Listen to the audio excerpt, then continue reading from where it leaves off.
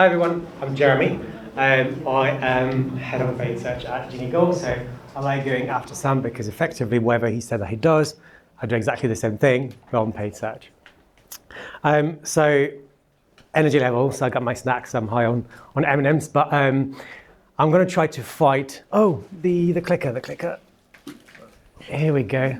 No, I'm going to fight the corner of paid search because we've had a bit of bad press in the last year, I guess. CPCs have increased quite a lot on the platform thanks to Google, and then low customer confidence meant that it was a very difficult year last year for when it comes to paid search. But I kind of wanted to look at 3 points really today when it comes to diversification, but also what's going to disrupt, I think, the industry if you manage to read what Google released on Monday. So I'm going to try to touch on that a little bit.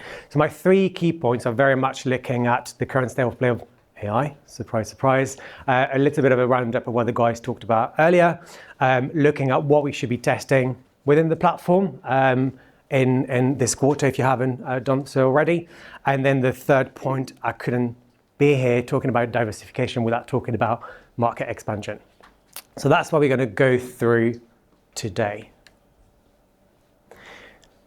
We've talked about a lot about the future of search. Reality is that the future is now, it's today.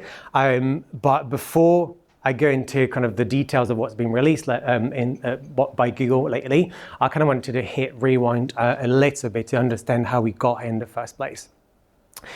In 2024, and I think Adam kind of summarized that quite well, we were kind of scratching our head in terms of everyone's talking about AI, Google's talking about AI, but we have nothing concrete that's coming out of Google and any other platform. The reality is we're using smart bidding strategies, we're using Performance Max, and that's effectively AI in the first place.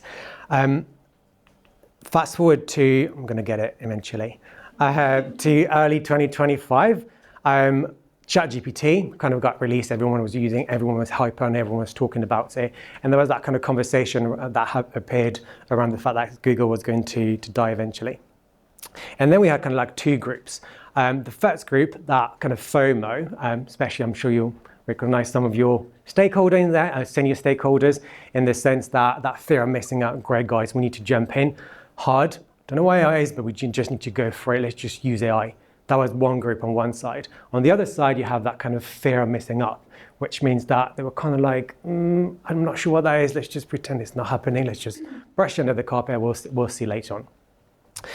So you kind of have those clear 2 groups, but at the same time, things kind of started to become a little bit more concrete. So you had AI overviews kind of starting to appear on Google search, and then you had the latest release of AI mode, and then Gemini by Google. So things were starting to look kind of a little bit more, okay, there are kind of a few things out there now when it comes to AI that we're starting to understand, and that we're going to start to understand how we can leverage that within our businesses.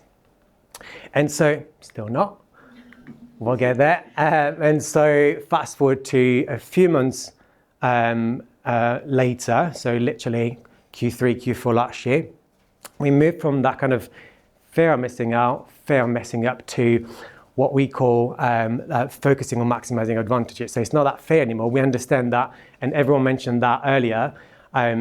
Ultimately, your business strategy remains in place, but we need to understand how we can leverage AI, how we can leverage some of these tools that have been released to actually maximize opportunities and maximize and achieve our business goals.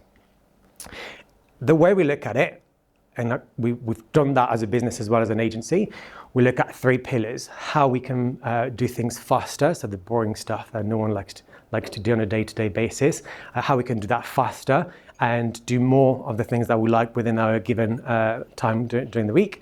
How can we do things better understand trends, better understand what's going on out there, ultimately to support the clients that we work with. And then there's that transformational stuff. We talked about Nano Banana, which was quite revealing, what in terms of where we were 12 months ago. No one had no idea what that was about, what we could do. And now this is all the stuff that Adam talked about. This is kind of the reality now, and it's only going to get even better in the next year, and so on. No, I think, yeah. Anyway, today, this year, what we're talking about, we're still talking about AI, but we're talking a lot about agentic shopping. So I'm not sure if, has anyone read what's happened with Google on Monday? Yeah, great. A lot of people are talking about it. Before that, actually, there's a lot going on with Google at the moment, but actually, yes. ChatGPT released that a couple months ago. So it's that agentic shopping. So effectively, within the ecosystem of ChatGPT, you can kind of research, you have that full conversation, you read with the tool, you research, and then eventually you can kind of make that purchase. So that's not new as of now, and ChatGPT was doing it way before Google did. Partnership with Etsy, so you can do that in the US specifically only.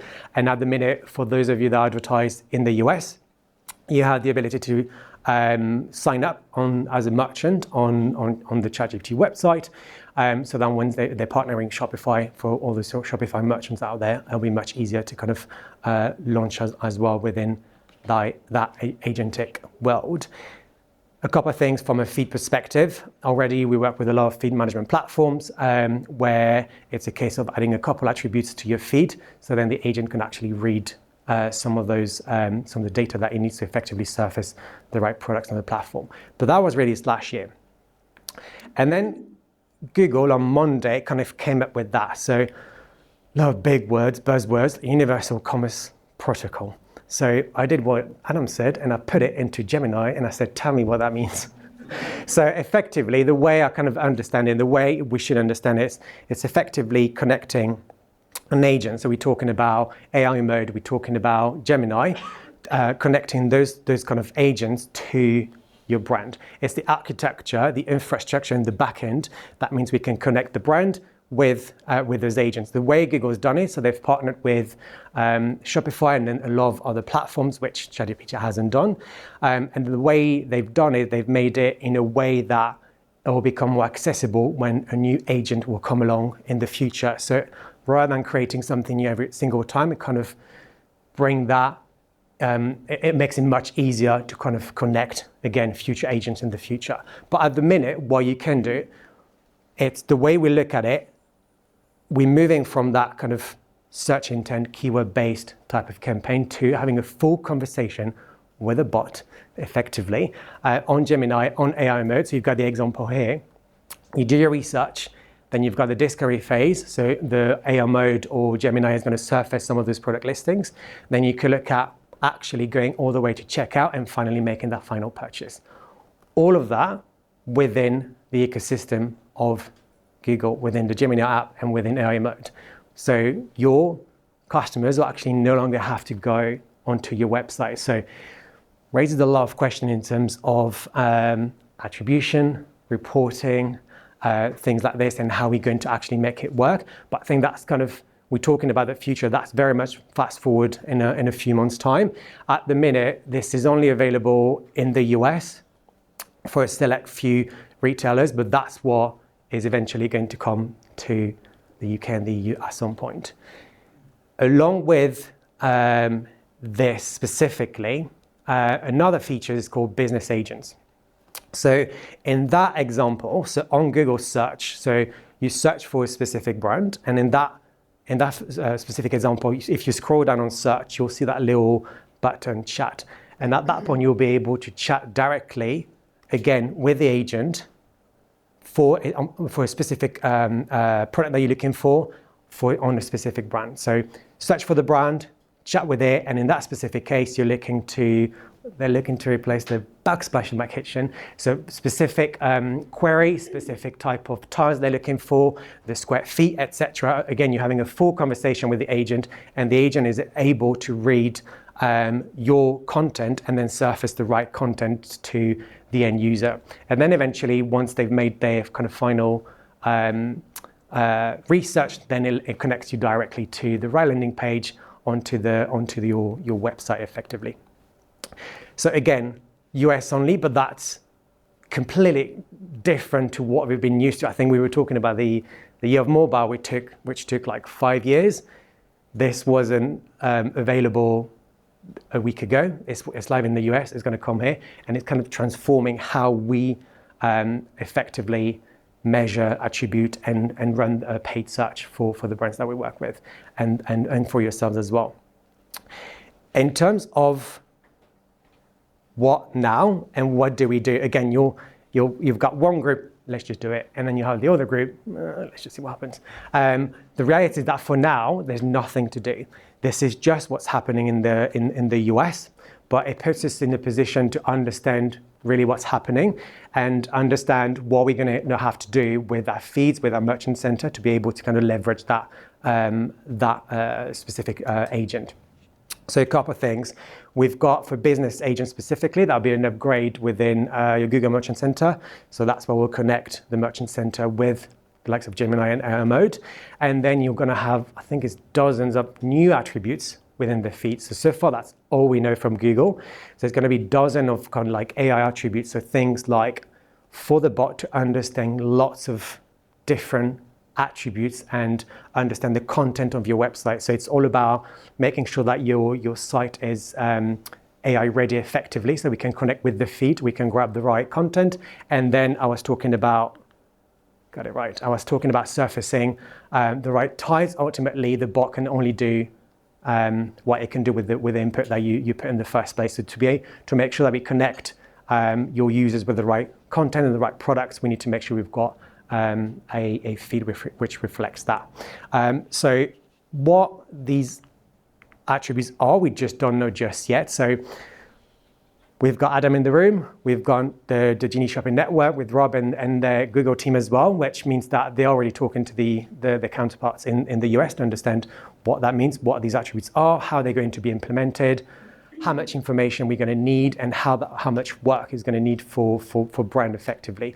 So it's all about being ready for as and when it becomes available here, because ultimately we're talking about a crowded place, we're talking about high competition and shopping on search. If we want to be ahead of the game, being able to kind of surface our content and our content and our product on those agents, we just need to be ready. And again, being first just means that we benefit from that kind of that space and gain more chances to actually surface our content in the first place.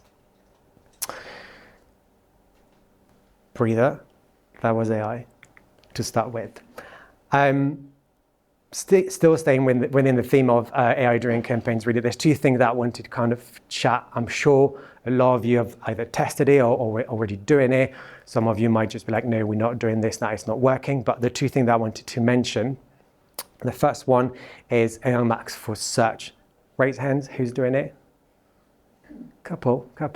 I think it got a bit of bad press for good reasons, similar to PMax when it first started. So think of AI Max as kind of dynamic search ad on steroids, effectively, so 2.0. So I was just talking about those agents and kind of being able to cope with the amount of information that users are inputting within those LLMs. Reality is that we just can't do that. So there's so far that you can go with exact phrase and broad match.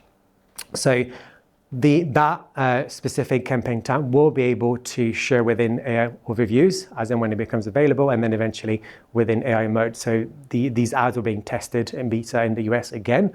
So we know that will eventually come to us at one point. So we just need to look at how we can test it.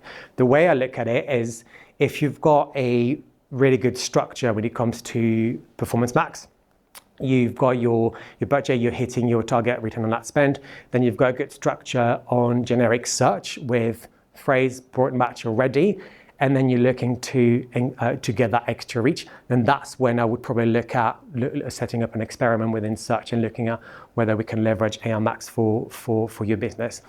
If you're not doing any search already, if you're barely doing any PMax, or there's still quite a lot of opportunity on that platform, it's probably not just a test that you want to do now. So it's not a case of just go with it and do it. It's very much been tactical in terms of where you are within that journey when it comes to paid search. Oh, we did a case study. Yeah, we did a test with the brands last year. So again, we had a full structure, custom labels, all of that on Performance Max. We also had our search generic activity, including support match keywords, and we just wanted to know what would happen if we would turn on AI Max alongside that. So we did an experiment, and what happened is that we were able to drive about 42%, I think, an increase in clicks, so more traffic. That was, when we looked at the search terms, that was all relevant traffic. So we achieved that initial goal of driving more volume, but CPAs kind of increased by 11%. So yes, they increased more. So when you look on paper, it's like that test actually failed. But actually what the tool does, if you've got exact, if you've got phrase, if you've got broad match already within your account, what AI Max is going to do is going to go after a broader pool. So no surprise that your CPA is going to be higher, but the point here is not about focusing on RAS so much. It's about focusing about the type of users that we're going after and the amount of genuine relevant traffic that we're able to drive back to the website. Second piece, raise of hand, who's using demand gen? Couple, great. Maybe more than AI Max actually. We were having that conversation with Millie early on. Google has never been crap at per funnel activity up until that point, like, to be completely honest. But the way I look at demand gen is bringing that the creativity of Meta. So Sam talked a lot about all the creative pillars, and then he's going to talk about paid social in a sec. So it's bringing all of that creativity and pairing it with actually the strong bidding capabilities that Google has to offer.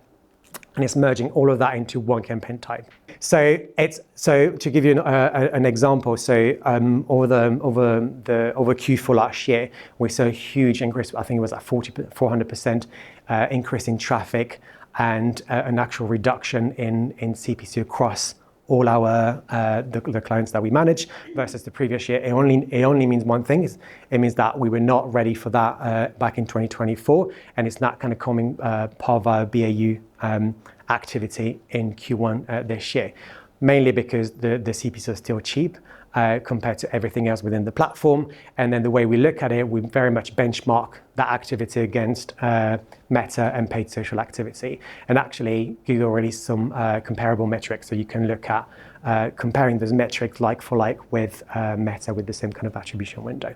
So definitely something that I would consider, but keen to discuss afterwards as well if you've seen results or not.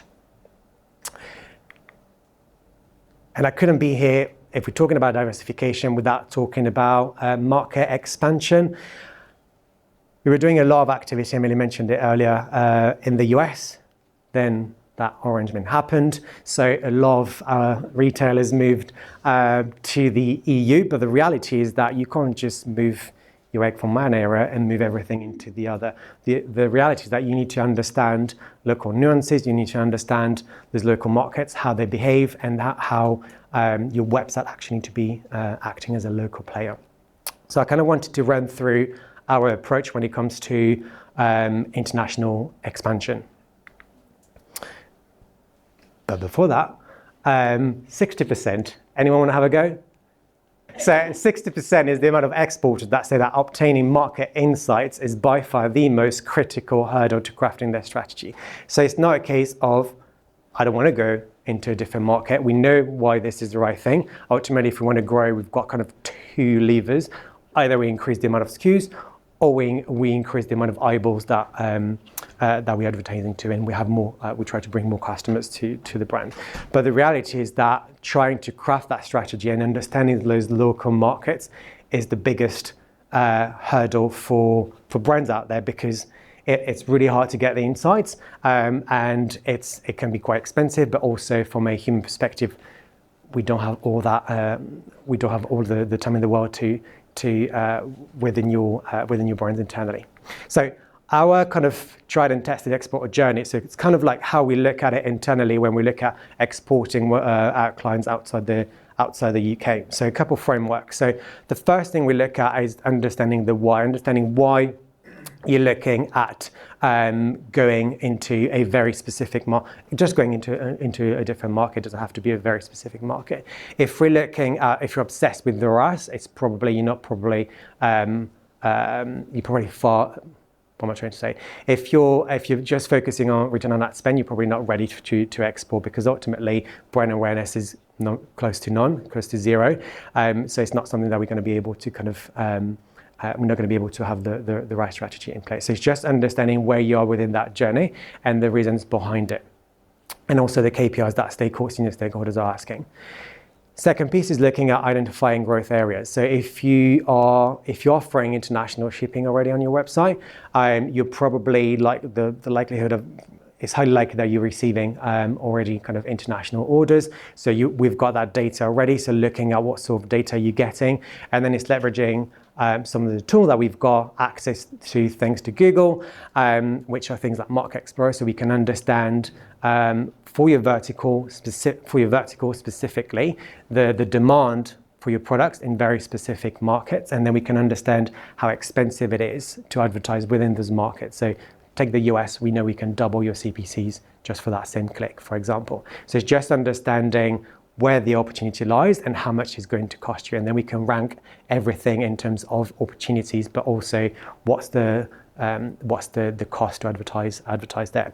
And then what we do from there, it's looking at comparing those markets, comparing at those like low-hanging fruits. So usually we talk with a lot of advertisers and they say, yeah, we've got an English site, let's just go after the US. It just makes sense. The reality is that 99% of the time, the US would never be on our radar in the first place, because most brands are not ready to spend that amount of budget straight away. The opportunity is there, but if you want to go after that, you're really going to have to double down in terms of the marketing budget that you locate into it, but also the KPIs that you're looking at.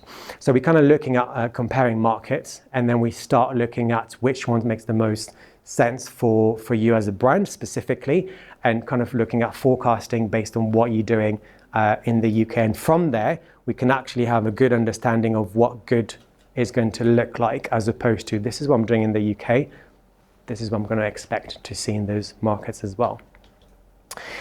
Then we can go further than that, and we can look at, once we've pinned down a very specific market, we can look at generating insights in terms of understanding local nuances, understanding like kind of 4 key pillars in terms of localization on your website, looking at payment options, checkout, and customer experience. That's it. So kind of ranking those your website based on those different pillars, and then looking at where we need to kind of put some effort into looking like a local player, basically, for